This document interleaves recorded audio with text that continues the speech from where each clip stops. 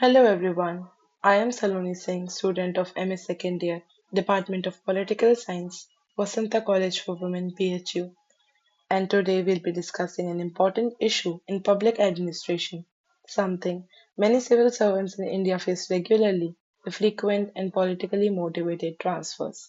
So this video is based on a scholarly article which is titled The Transfer Raj Indian Civil Servants on the Move, written by Dan Banik and published in the European Journal of Development Research in 2001. Let's explore what the article says about how this transfer culture affects governance, administration, and public service in India. So, in this slide, I've basically given what we are going to discuss, what is the main theme of this article.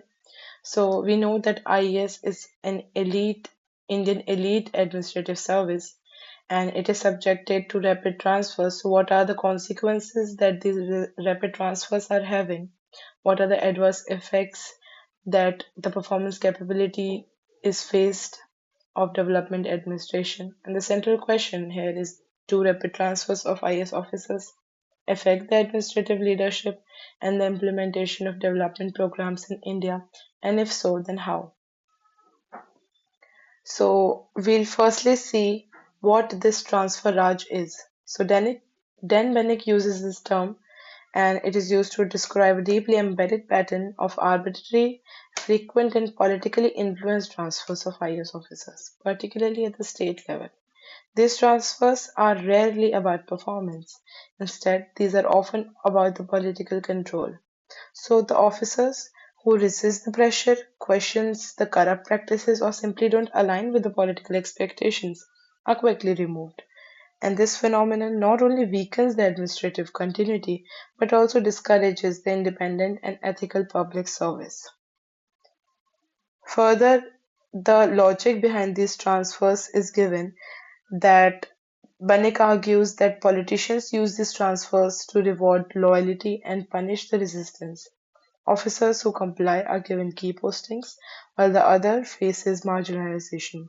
So, this creates a culture where officers may feel compelled to serve political interests rather than public welfare, and over time, it damages the bureaucratic neutrality and makes career advancement dependent on the personal network instead of merit.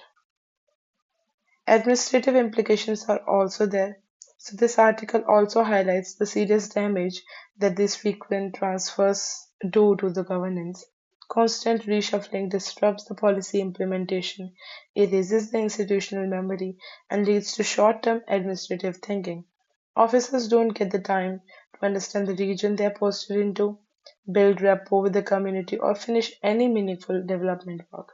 And this instability also affects the morale of lower staff who are constantly adjusting to the new leadership. Then further, Banik brings attention to the hidden economy behind these transfers. So in some cases, officers allegedly pay or use influence to secure favorable postings. This has created an informal marketplace for transfers. Additionally, the cost to the state is enormous, both financially and administratively. For example, in Uttar Pradesh alone, it's estimated that transfer related inefficiencies have costed rupees 28 billion every year. And it's not just the officers, their families also suffer because children's education is disrupted and mental health is often taken a toll.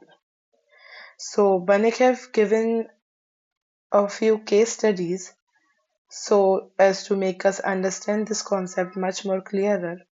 So first case study is on Kalahandi, Odisha, where 18 district collectors were appointed over 26 years. Most served less than a year, and in such a short time, no officer could make a real impact. Famine and poverty persisted. Similarly, the example of Tamil Nadu, where Tamil Nadu Pollution Control Board had 12 chairpersons in just 10 years, and environmental governance collapsed due to a lack of leadership continuity. So these cases show how frequent transfers directly affect people's lives and institutional outcomes. Further, to fix this problem, the Fifth Pay Commission in 1997 proposed creating state civil services boards, that is SCSBs. These boards would regulate the transfers and ensure that they are done fairly and transparently. The Commission also suggested that the officers transferred without any reason should be compensated and that policies should be made public. Unfortunately, the political resistance has blocked most reforms where these boards exist, and they're often symbolic with no real autonomy. So, in conclusion, Banik's article shows that the Transfer Raj is not just an administrative issue, it reflects a deep tension between democratic politics and bureaucratic autonomy.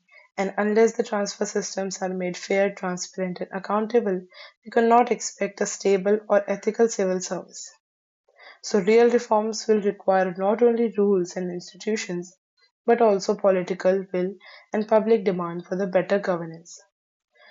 So, key takeaways and next steps that we can do are transfer Raj is definitely a systemic issue.